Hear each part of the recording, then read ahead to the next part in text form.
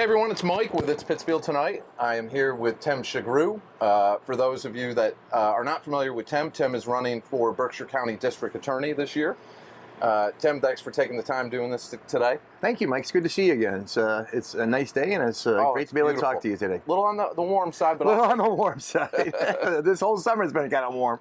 So this is the third time we've had a chance to sit down and talk, and the first couple times was more of an introduction to the audience to let them know a little bit about your history and what got you to where we're at now running for DA.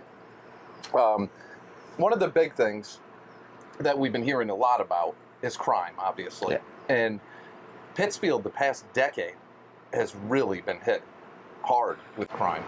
We've seen a lot of stuff here that prior to that, it was almost unheard of. Right.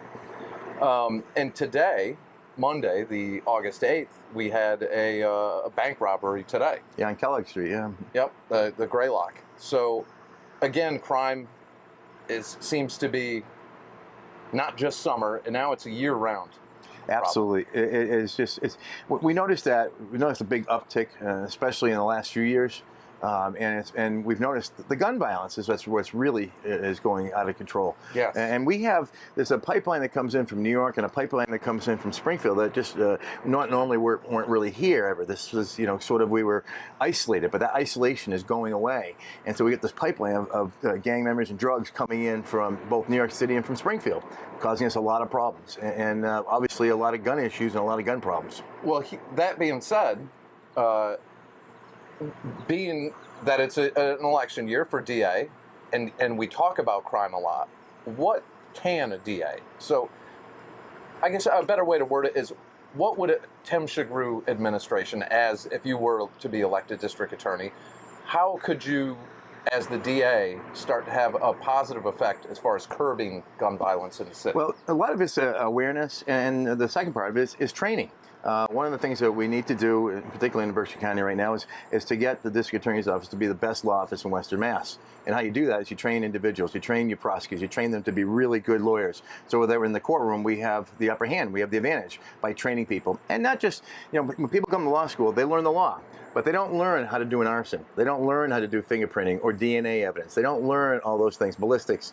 So you need to get taught that. And one way to do that is that I used to teach for the National College of District Attorneys Association, so I'm very familiar with the programs that they run. And we need to get our office trained first and foremost. And the second thing we need to do is we need to be on these types of crimes that are really destroying our neighborhoods. And they are destroying our neighborhoods because the murder rates, I think we have 9 pending murders right now. There's been 15 shootings since February. That's disconcerting to me. So we need to take... It's a lot, and it's a lot. It's not just in Pittsfield, so county-wide, but Pittsfield is taking the brunt of it. And I live in Pittsfield. I love being here, but we're seeing that we don't feel safe even going to pump gas. It's just everybody's afraid because weapons are coming in.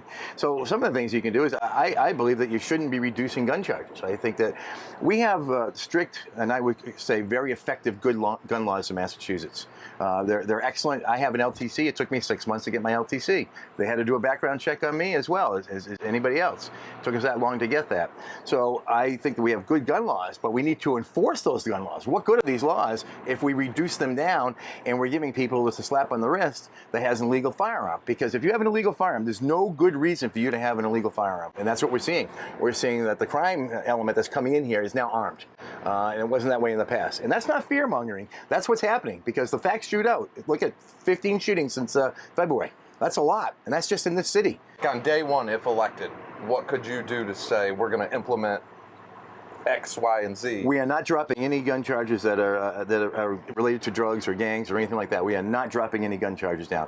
There's minimum mandatories for a reason because we're going to be tough on crime. So let the criminals know you don't need to come here, and don't come here, because if you come here, you're going to run into difficulties because we're going to make sure that those criminals that are destroying our neighborhoods are being prosecuted to the fullest extent of the law. That's issue number one, because remember, the district attorney is the top law enforcement authority in the county.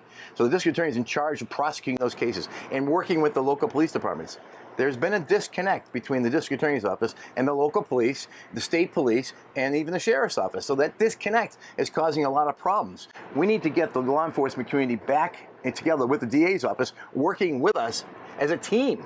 not as being opposites or opposed to each other. We need to do this as a team and then tackle this problem, because it's not that hard to fix. We just have to work with the police, help them get trained, help them in their investigations, and then we need to make sure that our prosecutors are as trained and as good as any particular defense law or law office in Western Mass. Once we have that, then we hold people accountable. It's all about accountability. If you come into Pittsfield and you're selling drugs, you get an illegal firearm, you're going to pay the consequences, because that's what we need to do. So you've got to be. Do you think that the current DA is lenient? Well, I see a lot. I'll take an example. I know there was a case last December. On December 1st, a case was reduced down from I know there's technical terms to you, but there was a minimum mandatory gun charge. It was charged under 10A, which is 269, Chapter 269, Mass General Laws, Chapter 10A. That carries either 18 months or 3.5 years minimum mandatory. And that case was reduced down to a 10H, which is a misdemeanor that does not carry minimum jail time. That person was given 3 years probation.